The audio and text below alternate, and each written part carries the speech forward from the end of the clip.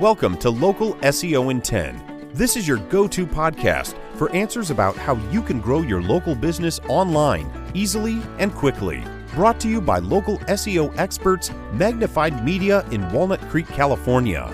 In each 10-minute episode, our digital marketing expert Adam Duran answers your questions on how you can get more leads for your business fast. Remember, if you're not taking care of this part of your business right now, you can bet your competitors are. And now, here's our host with the questions, Jamie Duran, and our expert with the answers, Adam Duran. Hello, Adam. Hey, Jamie. Oh my gosh, can you believe it? It's already next week, Thanksgiving. Yeah, it is November. And I'm sure you're very thankful for Local SEO in 10. I'm very thankful. You are correct. I'm sure all of our listeners are also very thankful that you take the time to record this every week and give us a new topic to change our business completely from the ground up. So what is today's revelation? All right. So maybe you guys all didn't know, but products like Facebook or Google, these are not actually set products like you think of in a store. Like you're going to go and buy Monopoly. And the same Monopoly game I bought today is the same one that was sold pretty much 40 years ago, right? Or 50 years ago or 100 years ago, however old that thing is. Anyway, Google, Facebook, all of these places, they are constantly changing things to improve their product, in quotes, behind the scenes. So the face of what you're looking at might stay the same, but the kind of underpinnings might be changing. And today I wanted to talk about one that you're going to start seeing very, very soon. And that is to your Google My Business profile. Now, First thing Google did is they changed the name. Hey, hooray. Thanks, Facebook Meta. And now it's, instead of the Google My Business, which is definitely clunky, it is now going to be your Google Business profile. Ah. Yeah. So beautiful. Mark your calendars. Today was the day when you learned that. Basically, with that name change, what they're trying to do is obviously make this always more accessible to business owners. Because if you don't know your Google business profile, I'll try and use the correct terminology from now on, that profile is a massive lead generator for local businesses. When people search for a product or a service, Google will definitely want to know where you're located. And because they want to give you local relevant results. And so that relevancy comes with geographic proximity. So how close you are. So anyway, that lead generator that profile gives you, when somebody searches for a service, those listings will pop up, and those are the ones with the stars next to them and with phone number and stuff like that, and your website, all that stuff. So those are now, it's the modern day yellow pages. So that's the name of that service. That part of your Google listing is now going to change. Okay. Yep. That makes sense. So we have the preamble out of the way. If you don't have one of these, you should have, stop listening now and go to your computer and create one. Or go to our website and we can show you how to do it. It's kind of the most basic part of local SEO is having this Google listing. Yeah, if you don't have it, you're expecting someone to actually dig through your website and see if it's relevant to them. And that's a big ask because your competitors already have this, obviously. So anyway, make sure that you, on your listing, make sure that you optimize it as much, all of the fields that they give you, fill those out. We've done tons of episodes on how to do all of that, how to optimize your business profile. That kind of optimization hasn't changed, but now how to access your listing, your Google profile is going to change. And so basically, if you go on search and you type in my business in the search field, and you are logged into your Gmail address that controls that account, your knowledge panel and your profile will come up, and it'll give you the ability to make edits and do all kinds of things like update your hours, your phone number, that kind of stuff. So Yep. make sure that it's just a kind of an easier interface. You don't have to go into the business section of this. If you have multiple locations, however, when you do that, it will give you a panel with all of your locations, and then you can click on those locations and make those changes. So those changes could be, all the kind of stuff that you probably already know, adding posts, adding photos, adding more services or products that your business provides, that kind of stuff. Would you recommend if somebody made a specific, Zencaster.com/Google, and then they could better track where their traffic came from? You don't need to. In the Google listing itself, it already has an insights panel. It's a menu item that shows that kind of information. So make sure you're familiar with that.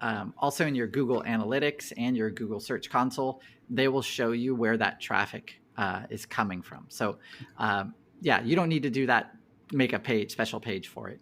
Great. For finding those stats. Google's done that. And then, go ahead. One of the other kind of cool new things is Google is allowing people to turn on call history. And what that does, now it's a little weird. When somebody clicks on call your business, they're going to be given the option to call one of two numbers. One is the number to your business, and then two is a Google number assigned to your business. And then if they choose that Google number, Google will then record how long that phone call took. So if it was a 20-second phone call, it's a loser, okay? But if it's a 10-minute phone call, boop, now you have proof that someone contacted you through your Google listing. So anyway, it can be kind of confusing. Yes. Of course, Google is screening out for all of the telemarketers that use that phone number to try and sell stuff. Not Google, but probably your provider. Come hopefully on. is. So Google is enabling the telemarketer spammers? No, they're enabling call tracking for those spammers or for real customers. I know from our clients, that sometimes they have a tough time tracking calls, and they want to know, that these calls came organically through their listing, and through Google Ads. This has always been part of Google Ads or whatever in modern Google ad history. It's always been part of it where they record call length, but actually doing it through your listing, that's new. In our experience, the person calling must choose that Google number, not your regular direct number. That's why it can be kind of confusing, but it's another way to try and kind of isolate where your leads are coming from. Okay? Yep. All right. Speaking of that, now Google, guess what? You probably have a Google app, a Google My Business app, and that app lived on your phone. And it was a great way for customers to message you directly if they had questions and stuff. Guess what's going away, Jamie? Oh, thank God. Is that messaging going away? That app is going away. The messaging, though, is going to not go away. Yep. So remember when I said type in my business? Yeah, Jamie doesn't like it. A lot of businesses like it. Imagine if you have a car service. It's a great. We have all different kinds of clients who enjoy that messaging function. Now that app sounds like it's going away. Instead of that, you're going to have to go to your profile, so you can type in my business, and you're going to have to click on customers. And that customers panel is probably the most important ongoing thing you're going to have to keep on your desktop or something. Keep it in your browser saved, because once you click on there, you're going to be able to. You should be able to respond to reviews, so positive and negative always, and view and respond to messages. And so those messages, you want to reply as fast as possible, or to the Prince of Nigeria. You better believe it. Yes, of course. Then also you can answer any questions that come up in your Q&A section. That's where those three will be living on your Google profile. All right. I know it's a little change. I was a fan. I am a fan of that app just because if a call or if a message comes in, I want to be able to respond to it right away. And so, Sure. How often am I checking my Google, listing for that? You'll get an email notification, but yes, you do. On that app, it would, pop up a 1 or whatever. And that was always convenient. So unfortunately, that looks like it's going to be phased out. But now you're going to have to do it on your desktop. All right. Yay. All right. So that's basically a short tour of what's coming in your Google business profile. And understand that taking advantage of all of these things that Google gives us definitely raises your ranking. It separates you from your competition, and that leads to more business, which is what we all want, right? Yes, we want good business. So Google, better work on that next. I know. No more. Come Nigerian see me for some more princes. suggestions. No more Nigerian. What about the guy selling all kind of pills? Anyway, anything else, Adam? Well, don't respond to any of that stuff. But mark those as spam, and then they use them with their phone. And anyway, so in that case, thank you for the update on Google. We really appreciate it, and it is crazy that Google pretty much changes everything every year. So it's they're upgrades. Yeah. They're not they're not bugs. They're features. So great job. Sure. All right. So if you enjoyed this podcast and you want to hear more, or you want to hear all the previous episodes, you can go to our website, magnifiedmedia.net, click on the podcast button, then click on you can actually just start listening right from the beginning. If you have nothing to, you can binge listen to all of these shortcasts. Nothing to do. I caught you. Yeah.